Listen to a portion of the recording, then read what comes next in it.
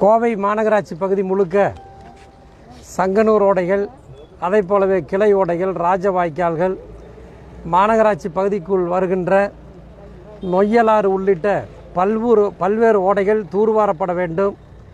தூர்வாரி கரைகளை வலுப்படுத்தி நீர் வளத்தை பெருக்க வேண்டும்.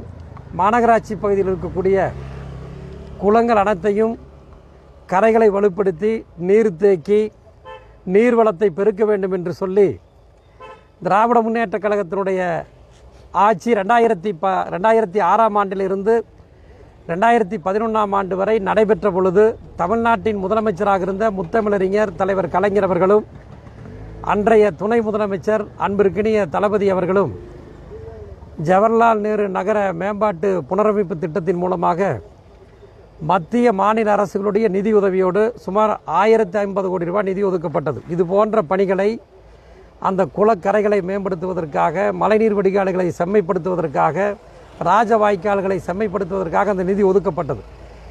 ஆனால் எங்களுடைய ஆட்சி காலம் நிறைவடைகின்ற காலகட்டத்தில் 180 கோடி ரூபாய்க்கு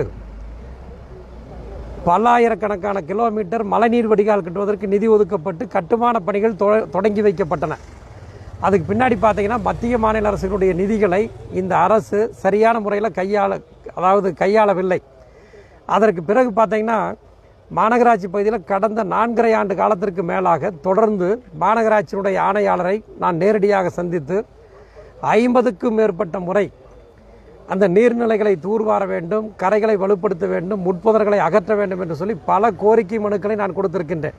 என்னிடத்தில் அதற்கெல்லாம் ஆதாரங்கள் இருக்கிறது. மாநகராட்சி ஆணையாளரை சந்தித்த ஆதாரம் இருக்கிறது, என்னிடத்தில் வீடியோக்கள் இருக்கிறது, எல்லா ஆதாரமே நான் வச்சிருக்கிறேன்.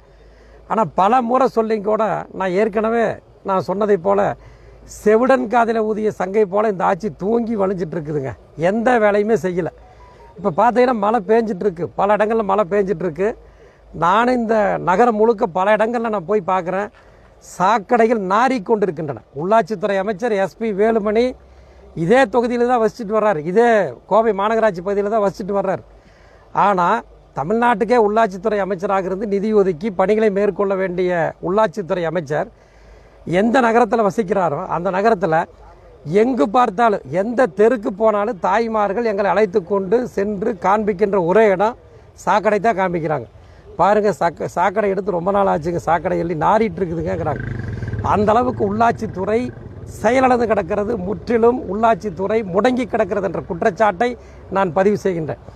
எல்லா இடத்துலையுமே பார்த்தீங்கன்னா இந்த சாக்கடைகள் பூரா இப்படி தான் இருக்குது. பெரிய பெரிய வாய்க்கால்களில் பூரா பிளாஸ்டிக்கு அது இது குப்பையை பூரா அடைச்சிட்ருக்கு. இதை எடுக்கிறதே இல்லைங்க.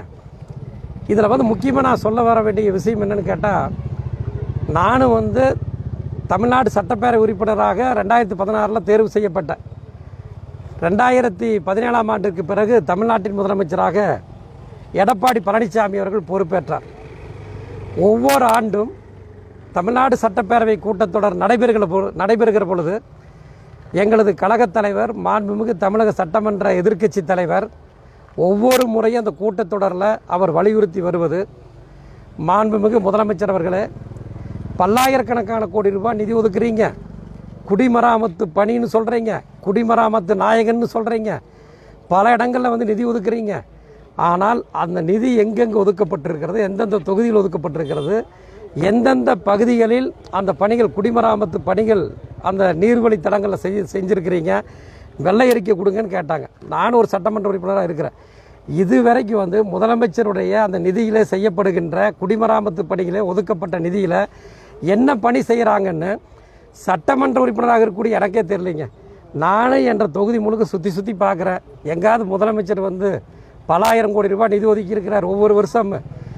முதலமைச்சருடைய அந்த வழிகாட்டுதலில் ஒதுக்கப்படுகின்ற அந்த 1 டன் அறிவிக்கிறாரல்ல, அந்த திட்டத்தில் அந்த 1 டன் பிரிவில் அறிவிக்கப்படுகின்ற அந்த பணி ஏதாவது ஒரு இடத்துலையாவது சிங்கானூர் தொகுதியில் ஒரு 100 ரூபாய்க்காவது எங்காவது வேலை செஞ்சுருக்காரான்னு பார்த்தா எங்கேயுமே இல்லைங்க. முதலமைச்சருடைய அந்த குடிமராமத்து பணியில் செஞ்சேன்னு சொல்லி எங்கேயுமே இல்லை. ஆகவே குடிமராமத்து பணி என்ற அந்த பட்டத்தை சூற்றிக்கொண்டு பல்லாயிரக்கணக்கான கோடி ரூபாயை நீர்வழி தடங்களை, நீர்வழி அந்த குளக்கரைகளை எல்லாம் செம்மைப்படுத்தாமல் அதில் பல்லாயிரக்கணக்கான கோடி ரூபாய்களை முறைகேடு செய்கின்ற, ஊழல் செய்கின்ற, அதற்கு வழிவகுக்கின்ற ஒரு துறையாக முதலமைச்சர் துறை செயல்படுகிறது என்பதை நான் பகிரங்கமாக குற்றம் சாட்டாக நான் பதிவு செய்கின்றேன். அதுக்கு சாட்சி தான் இது போன்ற ஓடைகள். வாங்க இந்த சிட்டிக்குள்ளே, இந்த மாநகராட்சி பகுதியில் நான் கூட்டு போய் காமிக்கிறேன். எல்லா தெரு எங்கெங்கே இது போன்ற ஓடை இருக்குது எல்லாமே நான் காமிக்கிறேன். எங்காவது ஒரு இடத்துலையாவது நீங்கள் வந்து தூர்வாரி இருக்கிறீங்களா? முட்புதர்களை அகற்றி இருக்கிறீர்களா? அதே மாதிரி எங்காவது வந்து சாக்கடைகளை அள்ளி இருக்கின்றீர்கள்? எதுவுமே இல்லைங்க. ஆகவே இந்த அரசு வந்து எல்லா துறைகளிலும் நிதி ஒதுக்குறோன்னு சொல்லி, வளர்ச்சி பணிக்கு ஒதுக்குறோன்னு சொல்லி முறைகேடுகள் செய்வதில் தான், ஊழல்கள் செய்வதில் தான் இந்த ஆட்சி, எடப்பாடியினுடைய ஆட்சி கவனம் செலுத்துகிறது. உள்ளாட்சித்துறை அமைச்சர் அதற்குத்தான் முதலிடம் தருகிறார் என்ற குற்றச்சாட்டை நான் பதிவு செய்கின்றேன். இனிமேலாவது, இதற்கு மேலாவது இந்த மாநகராட்சி நிர்வாகமே தூங்கி வழியாதீர்கள். இனிமேலாவது விழித்தெழுந்து இந்த நகரத்தில் இருக்கக்கூடிய ஓடைகளை, சங்கனூர் ஓடைகளை, ராஜவாய்க்கால்களை தூர்வாருவதற்கு நடவடிக்கை எடுப்பீர்களா என்று நான் கேட்டுக்கொள்கின்றேன். அப்படி எடுக்கலைன்னா மக்களை திரட்டி உங்களை எடுக்க வைப்போம் என்பதை இந்த நேரத்தில் தெரிவித்துக் கொள்கின்றேன்.